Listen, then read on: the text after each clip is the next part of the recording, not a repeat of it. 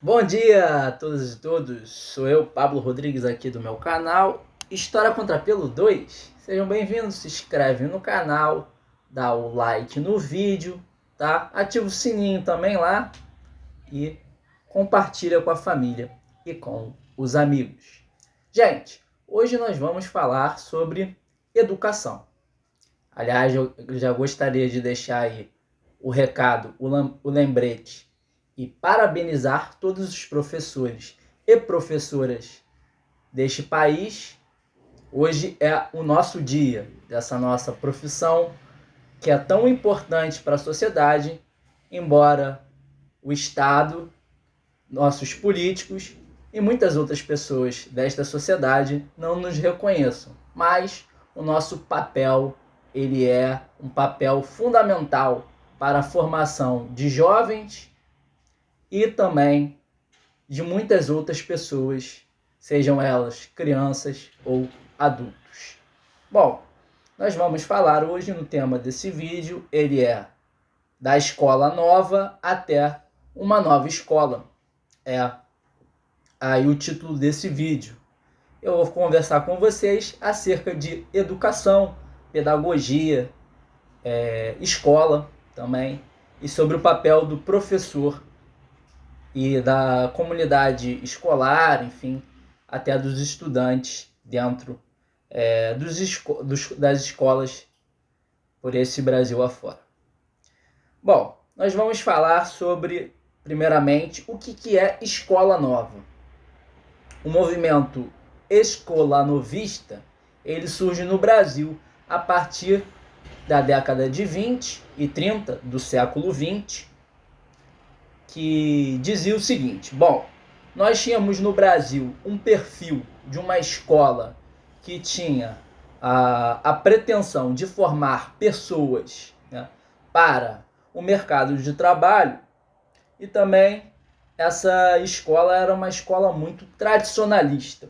Ela era uma escola, sobretudo, com formação religiosa, porque no Brasil, desde a época da colônia até o início do século XX, embora já existisse, a partir da Constituição Brasileira de 1891, a Constituição da República, da Primeira República, essa separação entre o Estado e a Igreja, as escolas, de uma maneira geral, elas tinham essa formação religiosa, esse conteúdo religioso.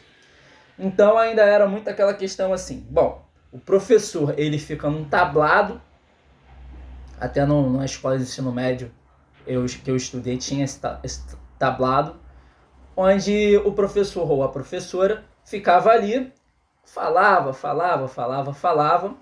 muitas vezes não dizia nada nas suas palavras, e os alunos só escutando. Não havia uma participação desses alunos. Os alunos não eram incentivados a criar, a estimular a sua criatividade, a sua espontaneidade, né, e a sua autonomia.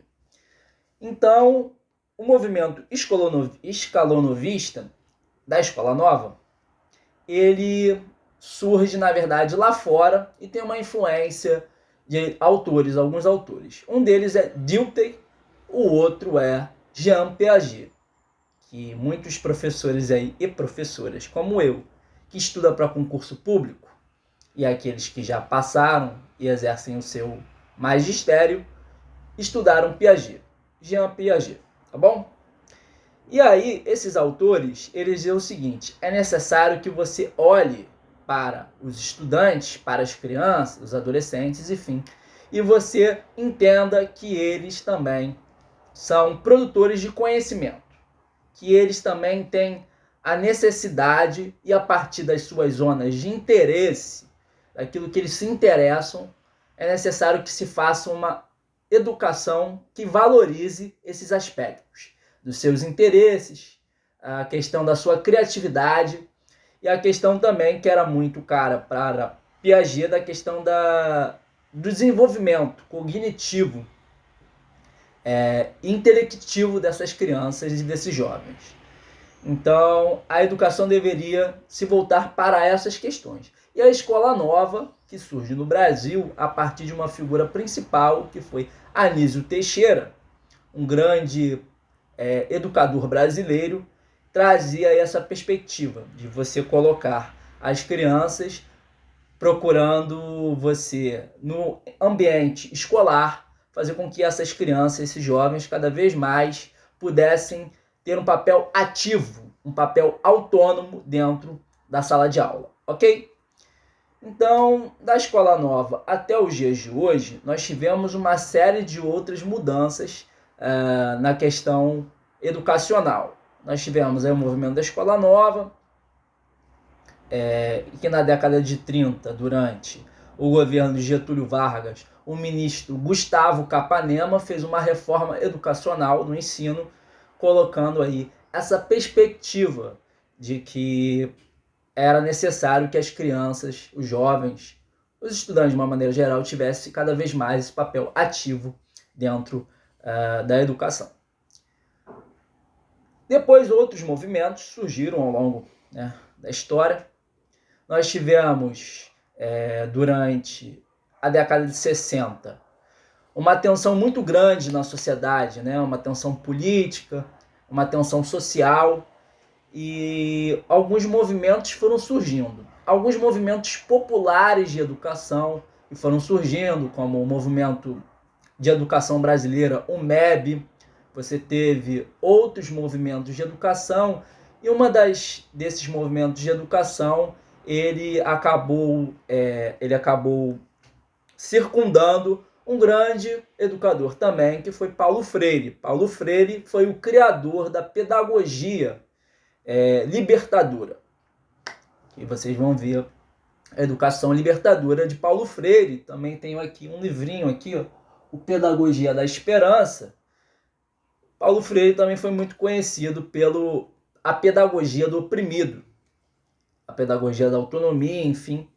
E o que diria o Paulo Freire? Bom, na nossa sociedade, nós temos a questão que a educação, ela muitas das vezes reproduz os mecanismos e a ideologia da classe dominante. Então é necessário que haja uma educação voltada para os oprimidos, com os oprimidos, e que esses oprimidos possam ser ativos nesse papel de transformação da sociedade. Porque você transforma primeiro as condições que essa sociedade atua, para depois transformar a sociedade. Na verdade, transforma-se primeiro o indivíduo, para depois esse indivíduo, junto com outros indivíduos, tenha um papel de transformação na sociedade. Era basicamente isso que o Paulo Freire defendia. Então, em alguns livros, como o próprio Pedagogia do Oprimido, ele coloca lá, na sua pedagogia libertadora, no seu método de educação, que era necessário os trabalhadores tomarem as rédeas da situação.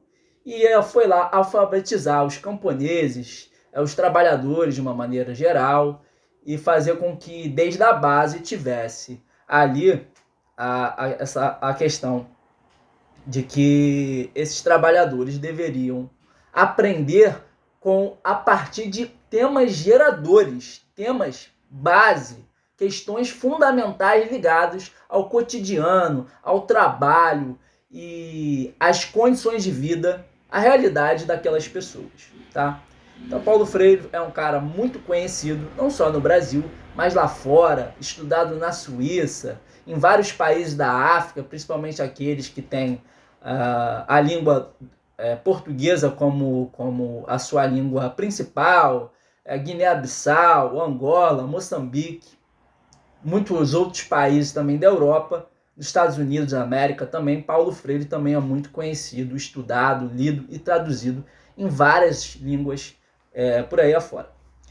E aí depois da década de 60 nós tivemos a ditadura militar, no Brasil, civil militar, empresarial militar, como queiram, cada um utilizar esses conceitos. E nós tivemos